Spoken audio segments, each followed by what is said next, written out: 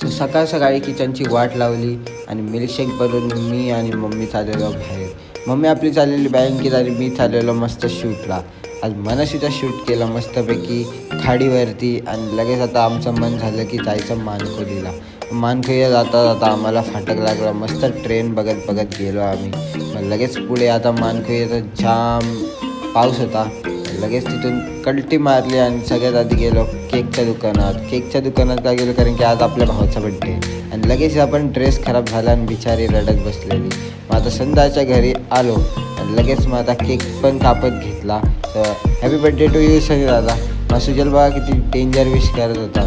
मग लगेच आज पुढे जाऊन RGB बघितली आणि आमच्या RGBला बघून यश पण जाम डेंजर नसलं. इथे बघा आता ये डीजे मग राहुल आणि श्रेयस काहीतरी काम होतं मग सो आम्ही भेटायला गेलो त्याला.